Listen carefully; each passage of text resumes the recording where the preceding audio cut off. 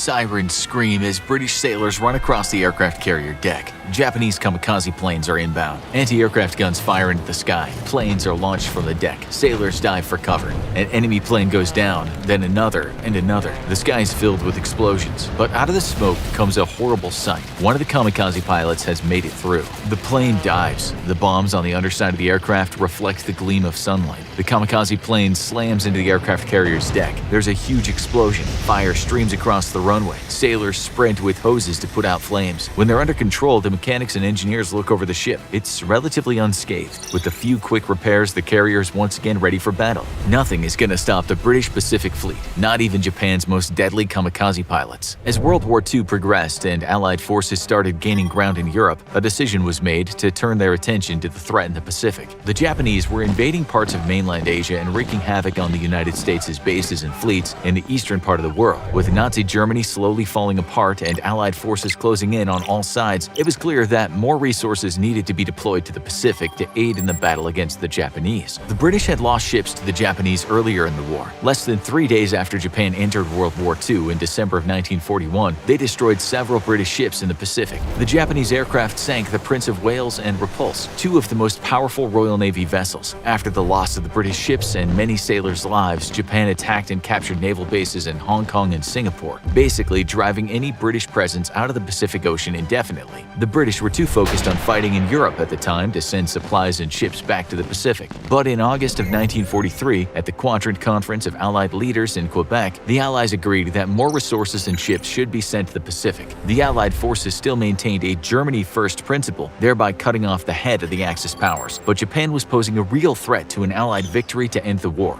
The Pacific was of strategic importance for Allied forces for multiple reasons, one of which was the oil-rich areas of Sumatra. Then, in September of 1944, at the Second Quebec Conference, a finalized plan to launch the British Navy back into the waters of the Pacific was formed. Britain offered to send a fleet of ships, including at least 4 aircraft carriers, to the Pacific waters by the end of 1944. The stipulation was that the United States welcomed the help, but the British forces needed to be self-sufficient, as the U.S. was already struggling to maintain their footholds and supply chains in the Pacific as it was. Admiral Sir Bruce Fraser was appointed the commander of the newly designated British Pacific Fleet, and ships were sent to the Japanese-controlled waters. The British Pacific Fleet set up its main base of operations in Australia. It took a long time for the men, materials, and ships to travel the 12,000 miles from Britain to Australia, but the support that the British Pacific Fleet would provide was vital to defeating the Japanese and ending World War II.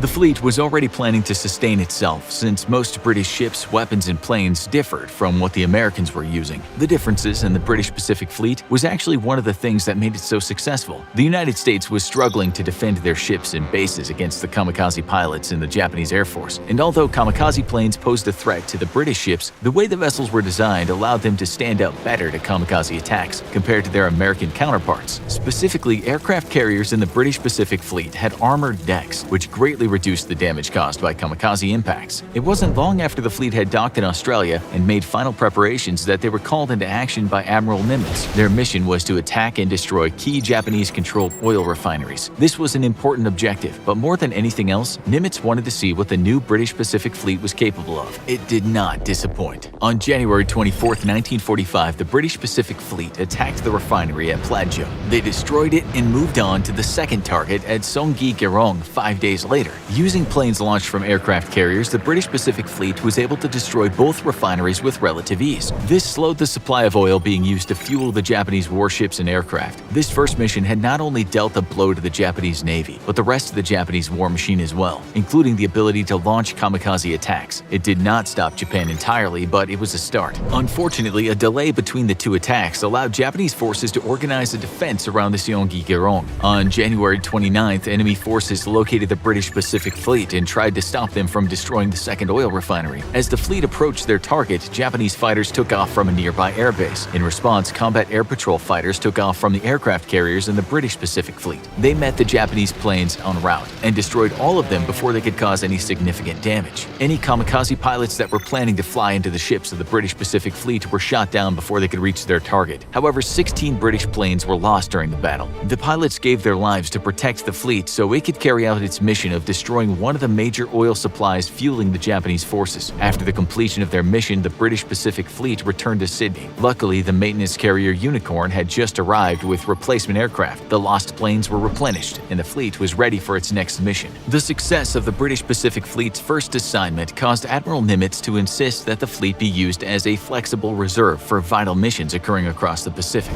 The next mission was Operation Iceberg, also known as the Battle of Okinawa. The fleet was tasked with intercepting any aircraft, including kamikazes, trying to reach Okinawa. To do this, the British Pacific Fleet launched attacks on airfields on the Sakishima Islands. On the day of the landing on Okinawa by Allied forces, the British Pacific Fleet was on guard to stop any Japanese planes trying to leave their sector. The Japanese launched a series of attacks on the ships patrolling the waters, but planes from the aircraft carriers intercepted them. Intense dogfighting occurred over the open ocean. Then, out of the thick of the battle came a kamikaze plane. It broke the line of defenses and crashed directly into the Indefatigable. This was the first British aircraft carrier to be struck by a kamikaze plane. Kamikaze attacks normally had devastating consequences, but after only a few hours of repairs, the Indefatigable was able to launch and land aircraft once again. This would not be the last time a vessel of the British Pacific Fleet was struck by a kamikaze. During the battles to maintain control over the waters and airspace around the British Pacific Fleet, every single one of the aircraft carriers would be hit by kamikazes, yet none of the impacts would cause critical damage. What made the British Pacific Fleet so resistant to kamikaze attacks? A lot of it had to do with the pilots and planes stationed on the aircraft carriers. They would take out enemy planes before they could reach the fleet. The expert pilots maneuvered their planes into attack positions and put themselves between kamikaze pilots and the fleet. But kamikazes did get through, and they did strike the British ships. However, the British vessels had armored decks that helped them prevent damage by kamikaze attacks that would otherwise have incapacitated them. The reinforced decks allowed the aircraft carriers to sustain damage from kamikaze impacts and still remain in action. For example, the collision on the deck of the Indefatigable could have caused a massive hole in a non-armored ship deck, but instead the Indefatigable deck only dented about 3 inches. There was a large fire, but the crew quickly got it under control and immediately started repairing the ship, so it would be combat ready in just a matter of hours. The amount of damage the British Pacific Fleet could sustain impressed the United States. About a week after the Indefatigable shrugged off the kamikaze attack, the U.S. aircraft carrier called the Hancock was struck by a Japanese plane. The Hancock was so badly damaged it had to return to the United States for repairs. The United States had so much faith in the British Pacific Fleet and its armored aircraft carriers that they were sent to strike vitally important airfields on the island of Formosa. The thought was that since the British ships were holding up so well against Japanese forces and their kamikaze pilots, that they would be less vulnerable to counterattacks. The operation to destroy Japanese targets on Formosa was a huge success. The British Pacific Fleet wiped out planes, airfields, and railways. After Formosa, the fleet resupplied and headed back to battle. The British Pacific Fleet engaged Japanese forces once again and this time ran into some trouble. A kamikaze made it through the fleet's defenses and slammed into an aircraft carrier called the Formidable. Just before the kamikaze hit, it released a 500-pound bomb onto the deck. It was enough to put a 2-foot hole in the flight deck of the carrier. However, later that day, the crew was able to plug the hole and resumed flights from the carrier. Once again, the British Pacific Fleet seemed to be resistant to Japan's most deadly tactics. Later in the mission, a group of 4 kamikazes made it through the fleet's defenses and struck the HMS Victorious. The first kamikaze smashed into the flight deck and knocked out the carrier's catapult. The second committed to a dive, but Captain Michael Denny quickly ordered evasive actions, causing the plane to hit the aft deck and bounce off into the ocean. The third kamikaze was taken out by an anti-aircraft gun before it could reach the ship. The last kamikaze hit its target. The plane caused the most damage. When it crashed into the Formidable, it took out 18 aircraft that were parked on the aft deck, destroying them. Even with 4 kamikazes making it through to the Formidable, the ship sustained only minor damage, another testament to the kamikaze resistance of the British Pacific Fleet. During Operation Iceberg, the fleet spent 62 days at sea, launched planes 5,335 times to defend the Pacific Fleet, dropped 1,000 tons of bombs, and shot 500,000 rounds of ammunition. The British Pacific Fleet destroyed 42 enemy aircraft in the air and more than 100 on the ground. This prevented Japanese planes and kamikaze missions from reaching the United States forces at Okinawa.